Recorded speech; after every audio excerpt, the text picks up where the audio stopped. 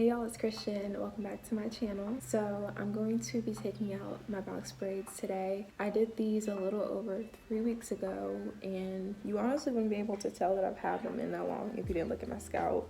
But I haven't been anywhere because of this quarantine. So I said that I would also update y'all on how this shift from college on campus to college at home has been. So I thought that I would just put these 2 videos together. So yeah, we're just gonna jump into that. I'm gonna start from the back.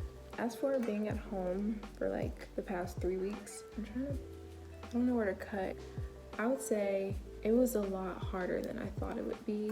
I think when they announced that we would be spending the rest of the semester online at home, I was trying to be optimistic. Part of me wasn't ready to go back to campus anyway, but I didn't have it in my mind that I wouldn't be returning at all for the rest of the semester. And I also just wasn't thinking about how, even in high school, I didn't do my homework at home. I always did my work at school so that I wouldn't have to bring the school energy into my home energy. It was a rough transition. Like the very first day was hard. I wasn't expecting the volume of work. Like the professors were saying that they were gonna take it easy, but it was kind of like business as usual. Like I think we got the same amount of work, if not more work than we would have gotten on campus. All professors weren't like that. Like some professors were very understanding, basically saying, you know, don't worry about your grade. These aren't normal circumstances. And so I was very appreciative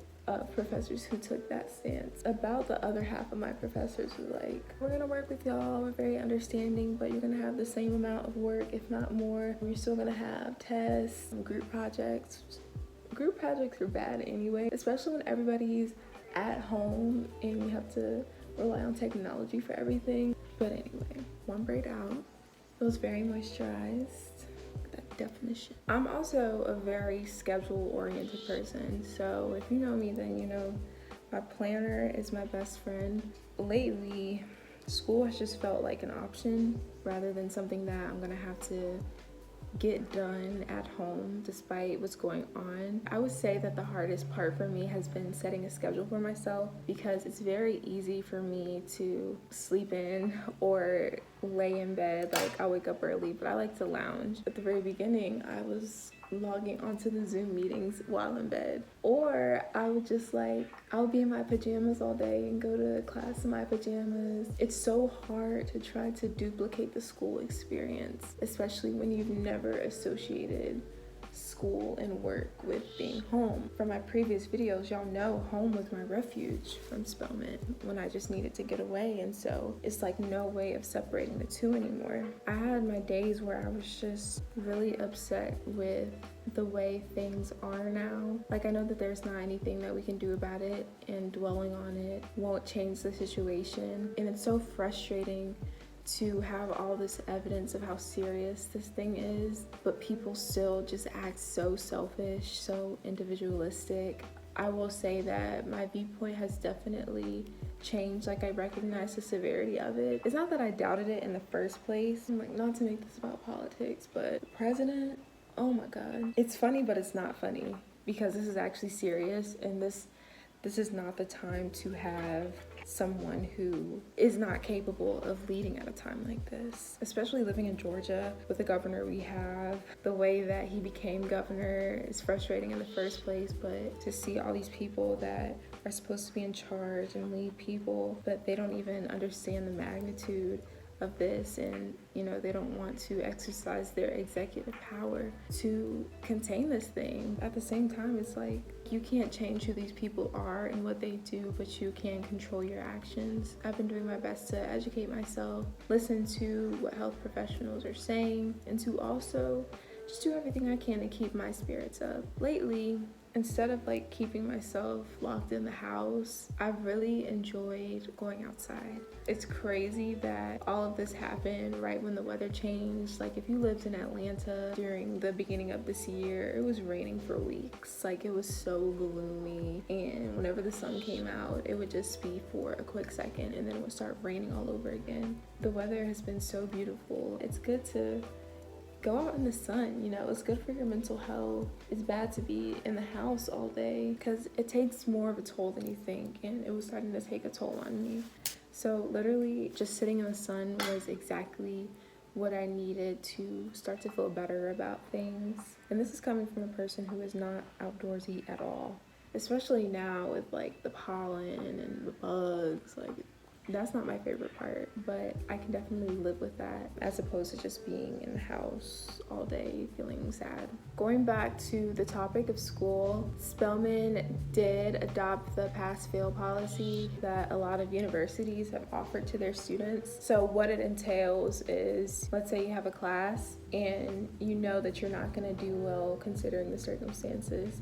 With the pass-fail system, you can choose to replace the letter grade with a pass or a fail, but hopefully you don't fail. And it doesn't affect your GPA points. It was kind of a tug of war. Like, I will say it was probably like 70-30. Like, a lot more people wanted it because this isn't it. But there were other people who were concerned with their GPA going up or not being affected, which is understandable because I know for myself, this was a semester that was going to help increase your GPA. And then there were a lot of people in more dire situations where, you know, they needed to keep a scholarship. And there are other people who were concerned about grad schools and medical schools not taking passes, but I don't know. I think it's kind of crazy to think that those schools and institutions won't keep this whole situation in mind. A lot of academic institutions have come out and said we're going to waive a lot of the requirements on applications. So I don't know why that was such a huge issue. I think it was a good option. Now there's this new proposal, which I think might be pushing it because it took them a little bit to adopt this grading policy. But it's like if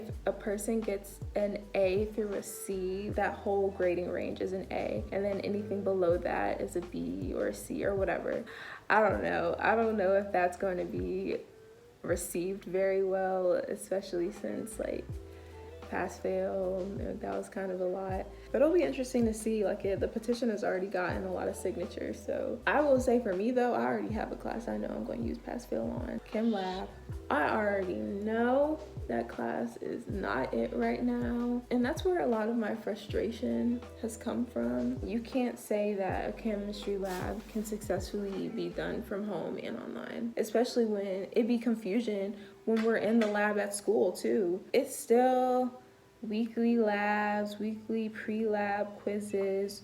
We had the lab exam still on Zoom with the audio on, over 100 people on Zoom. Imagine that. So I already know I'm gonna use the pass for that. I don't need that affecting my GPA. I've also had a little bit of a struggle with bio too. I don't know if I've mentioned it on here, but I think that I want to change my major. That might be a whole different video. It's just been really hard to care about the class, and it's not a hard class. It's just a lot of busy work. It's still going to affect my GPA, so that's what's really pushing me to care. But then a part of me is like really trying to care about GPA, knowing that that's only like half the battle in getting through life and choosing a career. I've been really trying not to be apathetic about the whole thing. I feel like apathy is one of the worst emotions that people can have. I just don't want that for myself.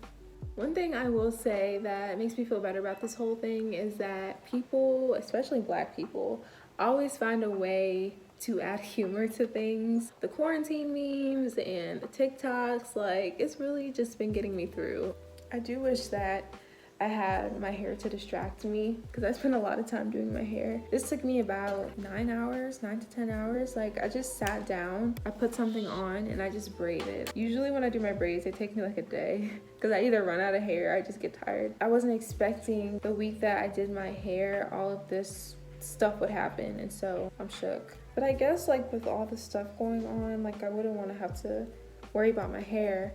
But then you don't really have to worry about your hair if you can't go anywhere. So it's just, I don't know, it's just, I wasn't expecting to get through most of my talking points and have this much hair left. To avoid rambling, I kind of just want to encourage people to document this moment. Like, this is a moment in history. So if you write, journal all of this stuff, like journal daily. I think of a lot of things that I could be doing, but then I just don't have the energy to do it. So just do stuff that doesn't make it feel taxing to do what you want to do. Yeah, I just hope that everybody is staying positive and getting through this and keeping the faith. I don't think I'm going to talk the rest of the video, and if I do, forget I said this. Thank you so much for watching and enjoy the rest of my video. Bye.